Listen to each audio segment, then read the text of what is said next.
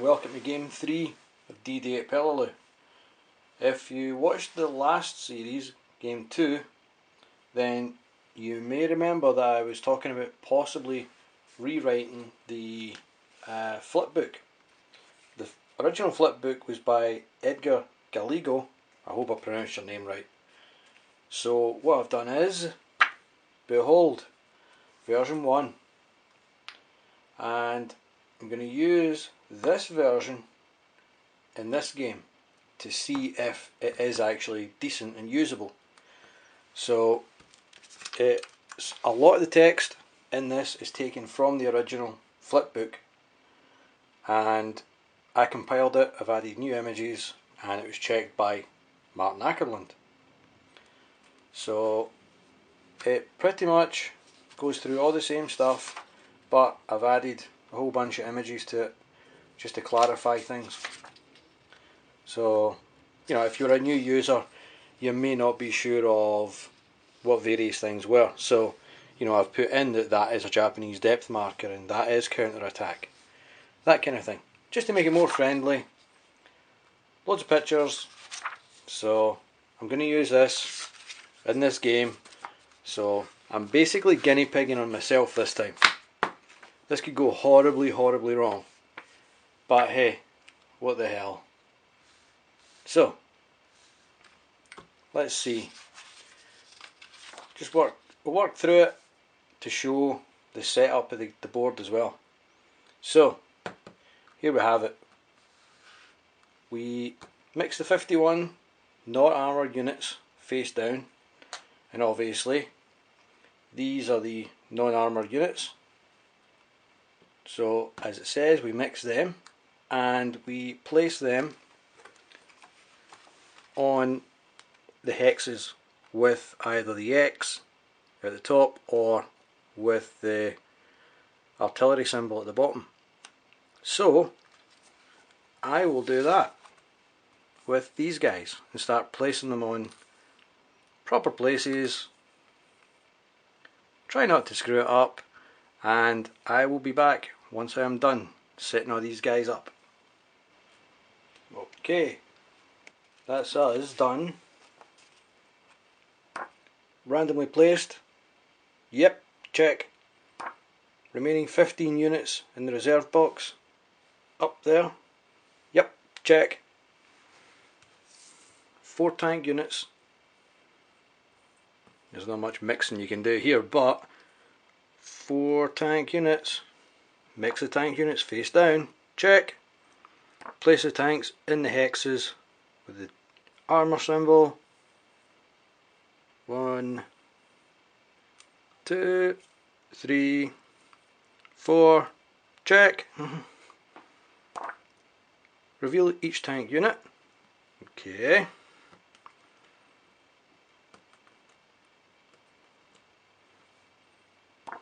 Check. Disruption marker on each. Let me grab 4 of those. 1, 2, 3 and 4. Best thing for them. Okay, next page. Mix the Japanese depth markers face down. Done that, and I've put them in the box at the top already. Mix the Japanese armour depth markers. I think I got that wrong.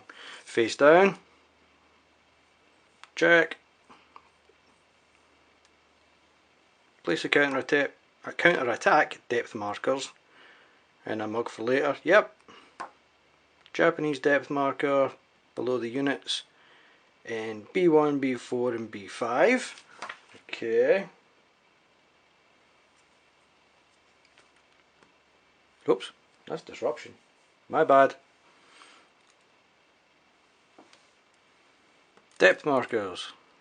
Check. Okay, where are we? B1. B1. B4.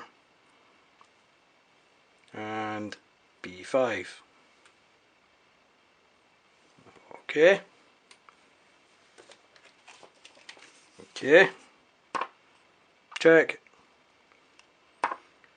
One armor depth marker face down below each tank. Okay. 1,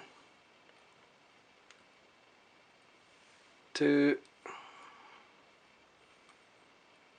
3 and 4. Good to go. Check. Place the remaining Japanese depth markers in the box at the top. Check. Done that. Artillery destroyed markers. Yep.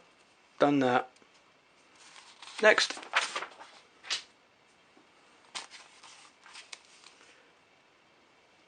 Pre-invasion bombardment. Draw an action card. Okay.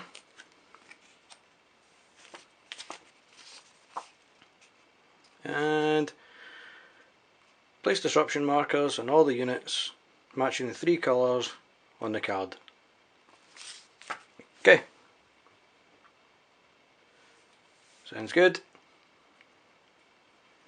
Yellows, red and purple. Okay.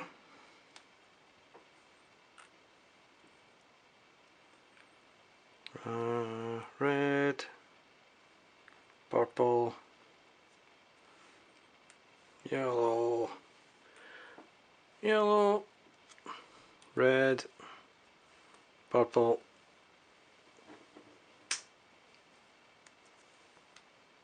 yellow. There's a purple, another purple, red and red. I've also fixed the focus on the camera so it hopefully doesn't keep making the whirring noise as it tries to refocus. Hopefully that'll work and I don't keep getting things out of focus. Right. Okay. Oops.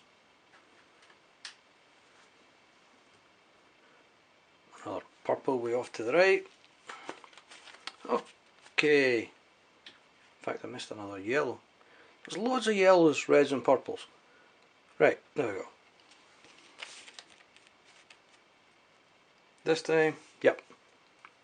Okay. Check. Done. Find the 3 US amphibious tanks. Yep. Got them. Go. Discard the card.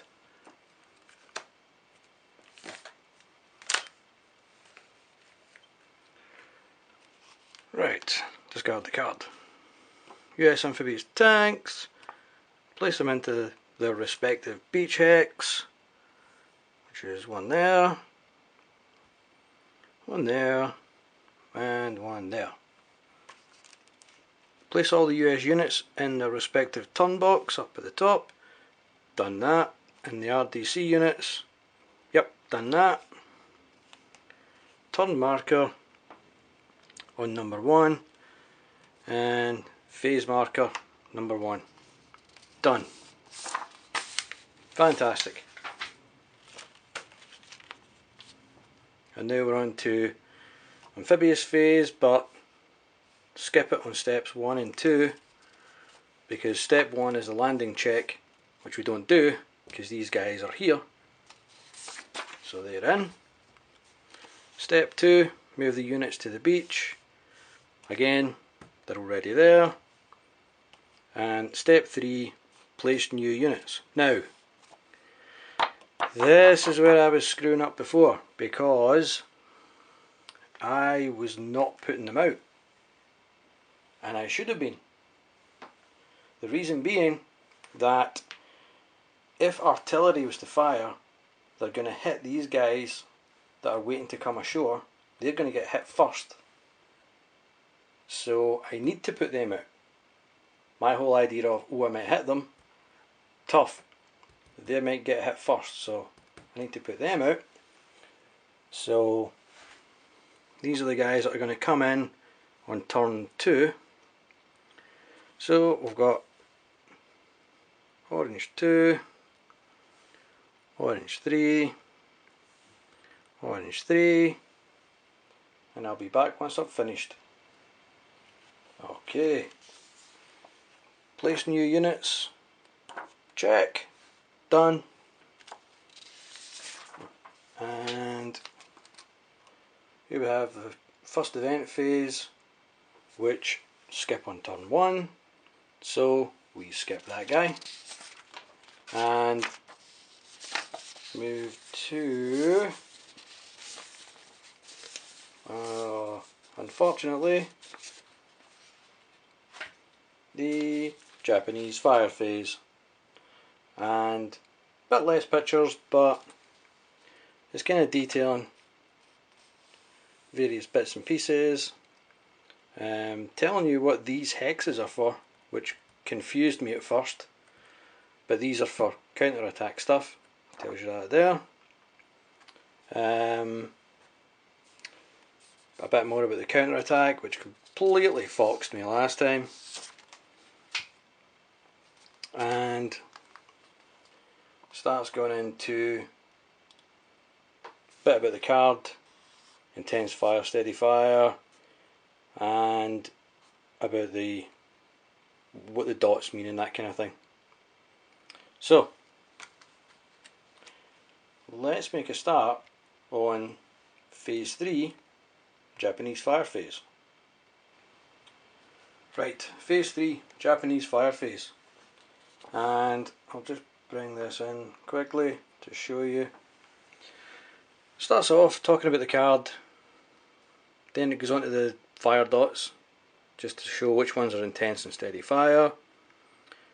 It then explains that the number of possible hits equals the number of Japanese units and the number of depth markers. So for example, a Japanese unit with a depth marker can hit twice. So it goes into things like that just to kind of help new players of the game.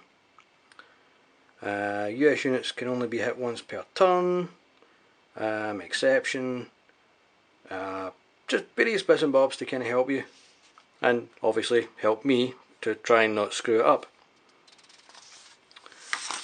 And next bit, where it talks about position groups, something I'd completely forgotten about. Checking for actions, they're here. Tells you to go west to east, north to south, blah blah blah, close combat. Talks a wee bit about Japanese communications, a couple of examples there. Most of the images are taken from the actual rulebook, so I didn't make these. I just done the kind of layout idea, which I might change slightly.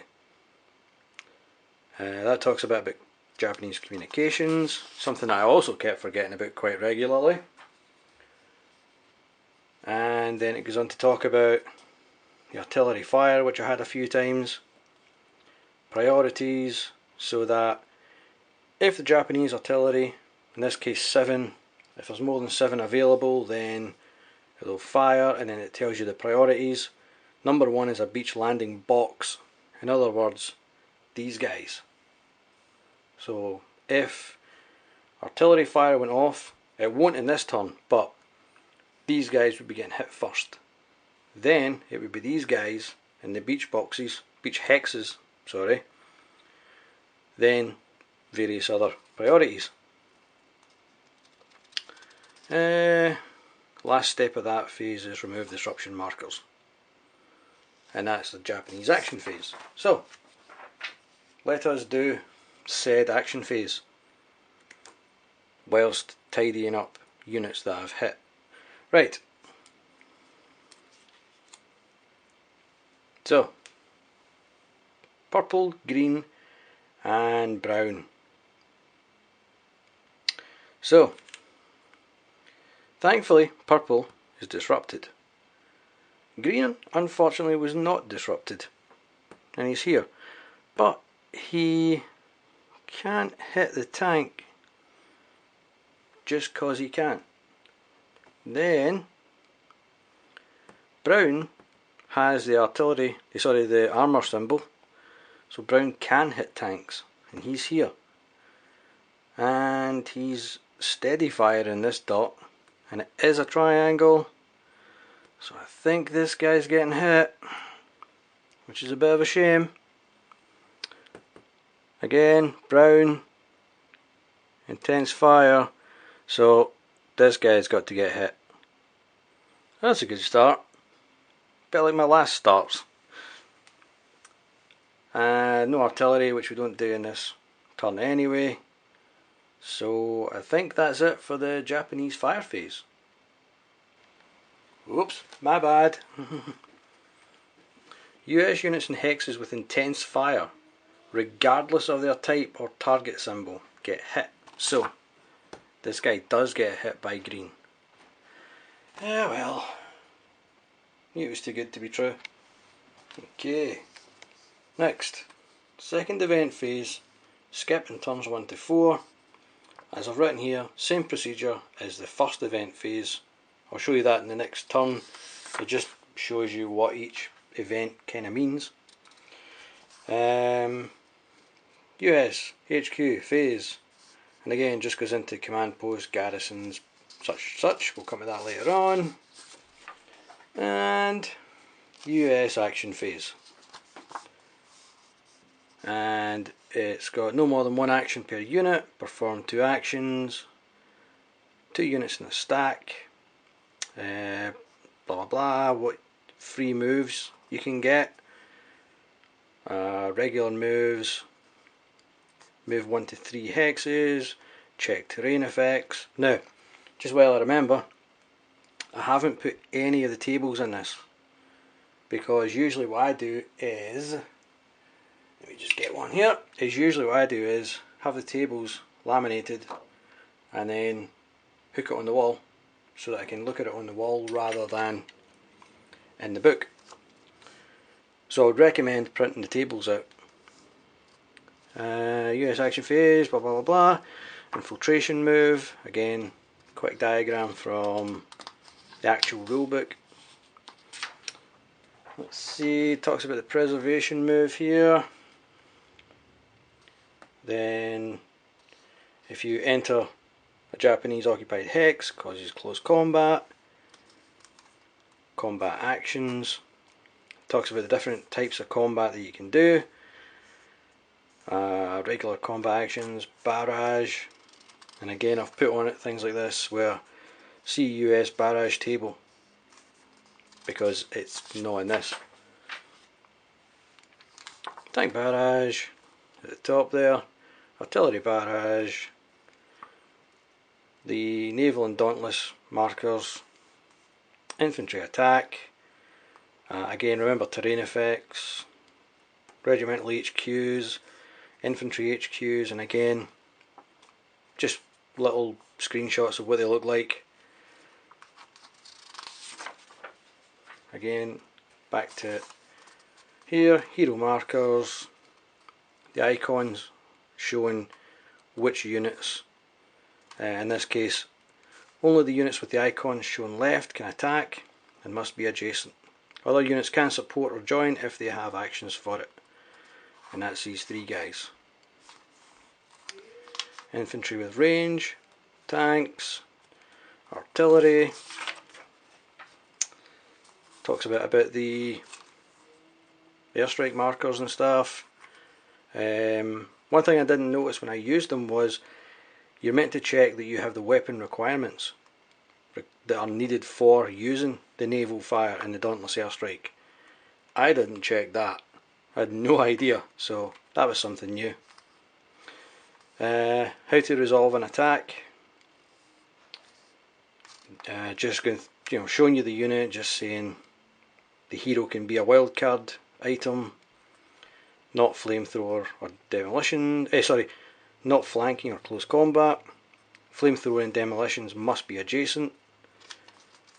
And it just goes through quickly how you work out an attack, which we've done many times and failed in many attacks in my cases. This bit then goes into the close combat stuff, all the bits and pieces you've got to do, how many cards you get, that kind of thing.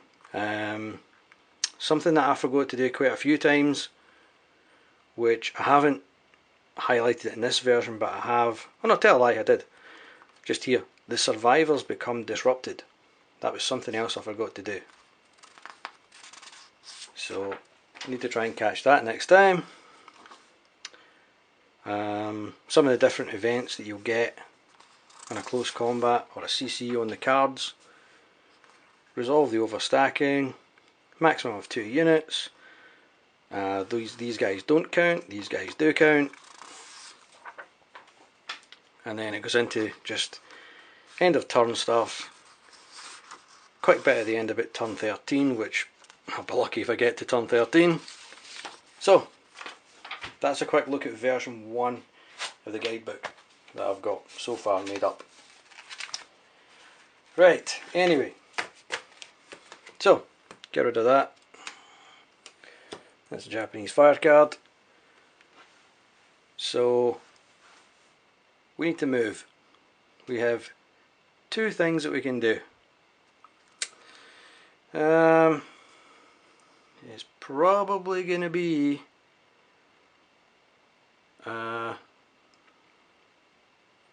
this guy and possibly thinking this guy. Now, what I did forget was to remove disruption markers on purple. Just noticed that. Oh, this is getting off to a great start. Too much waffling about my copy paste job on the guidebook. Right. Okay, that's purple. Yep. Green and brown. Didn't get disrupted. Jolly good. Right. So that's the end of the US action phase. And the end of turn 1. And the end of my waffling about the guidebook. Maybe. It did take me a few days, so I may well waffle about it a wee bit more in the next videos.